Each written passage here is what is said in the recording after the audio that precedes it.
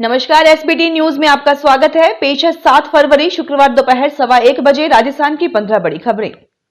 सबसे पहले एक नजर डालते हैं आज की हेडलाइंस पर। विधानसभा में किरोड़ी के मुद्दे पर जोरदार हंगामा, नारेबाजी, सदन में मुख्यमंत्री इस्तीफा दो के नारे लगे। कानून मंत्री ने कहा, चोरों की जमात, प्रदेश के मेडिकल कॉलेजों में कार्यरत फैकल्टी की रिपोर्ट तलब। वाराणसी कोर्ट ने राहुल गांधी को नोटिस भेजा। कंगना रनौत ने मनाली में खोला रेस्टोरेंट। महाकुंभ अखाड़ों ने पैकिंग शुरू की, लोग अंदर नहीं जा सकेंगे। और अब खबरें विस्तार से सुनिए। राजस्थान के मंत्री किरोड़ी लाल मीणा के फोन टैपिंग के आरोपों पर विधानसभा में जमकर हंगामा हो रहा है। शुक्रवार सुबह 11 बजे विधानसभा की कार्यवाही शुरू होते ही नेता प्रतिपक्ष टीकाराम जूली ने किरोड़ी के फोन टैपिंग का मुद्दा उठाया। जूली ने कहा कि कैबिनेट मंत्री का फोन टैप हो रहा है, एक मंत्री मुख्यमंत्री पर आरोप लगा रहा है, मुख्यमंत्री का इस्तीफा होना चाहिए। स्पीकर ने कहा कि पहले प्रश्नकाल चलने दीजिए। इसके बाद नाराज कांग्रेस विधायकों ने वेल में आकर नारेबाजी शुरू कर दी। शुक्रवार को राज्यपाल के बजट अभिभाषण पर बहस का अंतिम दिन है। आज ही पहले नेता प्रतिपक्ष फिर मुख्यमंत्री बोलेंगे। राजस्थान हाई कोर्ट ने प्रदेश में संचालित सरकारी और प्राइवेट मेडिकल कॉलेज में फैकल्टी की कमी के मुद्दे पर राज्य सरकार से रिपोर्ट तलब की है। सरकार को रिपोर्ट में प्रत्येक मेडिकल कॉलेज में स्वीकृत कुल पदों और पदों के मुकाबले कार्यरत फैकल्टी की जानकारी कोर्ट में बताने के लिए कहा है। साथ ही कोर्ट ने नेशनल मेडिकल कमीशन एनएमसी से भी पूछा है कि इन मेडिकल कॉलेज में पर्याप्त टीचिंग स्टाफ है या नहीं। इसका पता करने के लिए एनएमसी के पास क्या मैकेनिज्म है। वाराणसी कोर्ट ने अमेरिका में सिखों को लेकर बयान देने के मामले में राहुल गांधी के खिलाफ निगरानी याचिका स्वीकार कर ली है।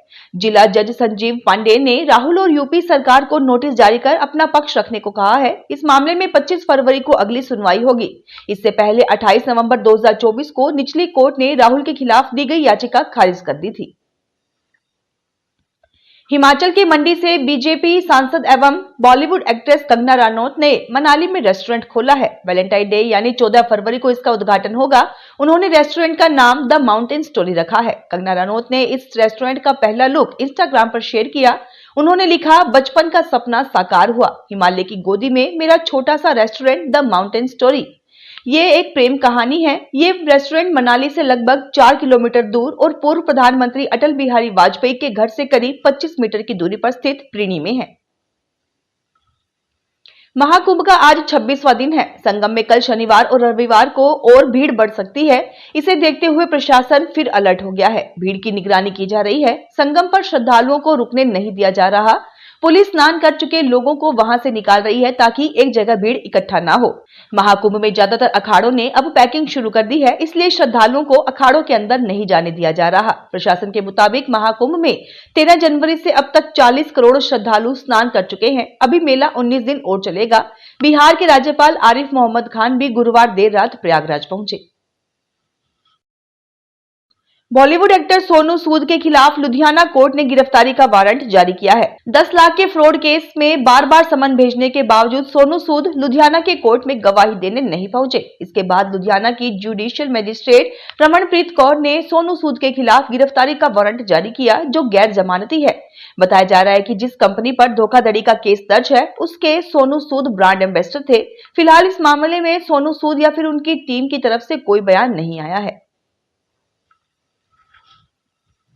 राजस्थान हाईकोर्ट ने प्रदेश में सांसद व विधायकों के खिलाफ लंबित क्रिमिनल केसों की जल्द सुनवाई करने के निर्देश दिए हैं। सीजेएमएम श्रीवास्तव और जस्टिस इंद्रजीत सिंह की खंडपीठ ने गुरुवार को ये निर्देश इन केसों के स्वप्रेरित प्रसंज्ञान मामले में सुनवाई करते हुए दिए। अदालत ने इन केसों को लेकर संबंधित जिला एवं सेशन न्यायाधीशों को कहा है कि वे इन केसों की सुनवाई जल्द करवाएं। वहीं राज्य सरकार को कहा है कि वह इन केसों के समन वारंटों की तामील सुनिश्चित करे।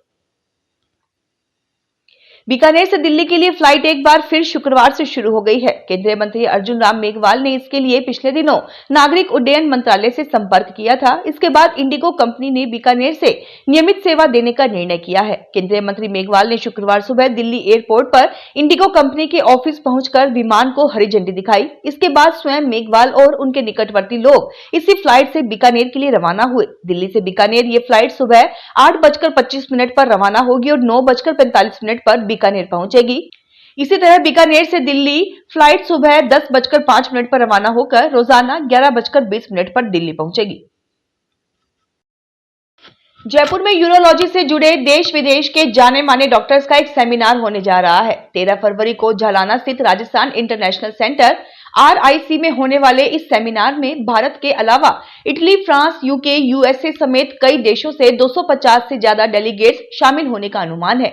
जयपुर SMS मेडिकल कॉलेज के यूरोलॉजी डिपार्टमेंट के HOD डॉक्टर शिवम प्रियदर्शी ने बताया कि सेमिनार का मुख्य उद्देश्य रोबोटिक और AI में हुए एडवांस खोज से हेल्थ सेक्टर में उसका उपयोग और उसके फायदे पर चर्चा करना है।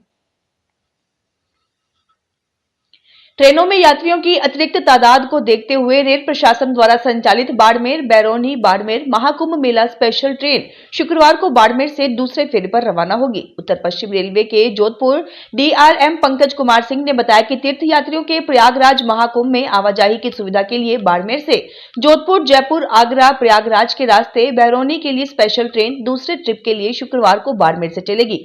ट्रेन संख्या 04811 सायं 5:30 बजे बाड़मेर से रवाना होकर रात्रि 9:20 पर जोधपुर पहुंचेगी। यह अगले दिन सायं 7:05 पर प्रयागराज स्टेशन पहुंचकर 7:10 पर रवाना होगी। Online portal travel and leisure ने साल 2025 में महीने और राशि के हिसाब से घूमने के लिए देश के पर्यटन स्थलों की लिस्ट जारी की है। खास बात यह है कि इसमें प्रदेश से एकमात्र उदयपुर को ही शामिल किया गया है। इसमें वृषभ राशि के पर्यटकों के घूमने के लिए उदयपुर को बेहतर जगह बताया गया है। इस अजीबोगरीब सूची के बीच एक सवाल ये भी उठ रहा है कि उदयपुर तो ऐसा खूबसूरत शहर है जहां किसी भी राशि का व्यक्ति किसी भी समय घूमने के लिए आ सकता है। माह के हिसाब से घूमने के लिए अक्टूबर से मार्च के बीच का समय बेहतर बताया गया है। राजस्थान परिवहन निगम संयुक्त कर्मचारी फेडरेशन ने रोडवेज प्रबंधन पर उप मुख्यमंत्री डॉक्टर प्रेमचंद बैरवा के निर्देशों की पालना नहीं करने का आरोप लगाया है। वेतन और पेंशन समय पर नहीं मिलने से कर्मचारी परेशान हैं। ऐसे में फेडरेशन ने मैनेजमेंट पर सवाल उठाते हुए आंदोलन की चेतावनी दी है। फेडरेशन अध्यक्ष सत्यनारायण शर्मा ने बताया कि निगम प्रबंधन को 4 महीने से अधिक समय हो गया है, लेकिन अब तक कोई ठोस योजना धरातल पर नहीं आई है। राजस्थान में 15 साल से बंद पड़ा nursery teachers training NTT course फिर से शुरू होगा। सरकार ने इसकी तैयारी प्रारंभ कर दी है। प्रदेश के सभी 34 जिला शिक्षा एवं प्रशिक्षण संस्थानों डाइट में ये कोर्स शुरू होगा। इसके लिए वहां आधारभूत सुविधाएं और पर्याप्त संख्या में शिक्षक जरूरी होंगे। सरकार के निर्देश के बाद प्रारंभिक शिक्षा विभाग ने डाइट से इस संबंध में जानकारी मांगी है। प्रत्येक डाइट में NTT की 50 सीटें होंगी। इस कोर्स का नया नाम diploma in pre school education DPSE होगा। नई शिक्षा नीति में प्री प्राइमरी कक्षाओं का प्रावधान किया गया है। करीब 3 महीने पहले तक किसानों को मालामाल कर चुके लहसुन के दाम अब फिर उतार पर है। 42,000 रुपए क्विंटल पर बिका लहसुन अब 3,000 रुपए पर आ गया है।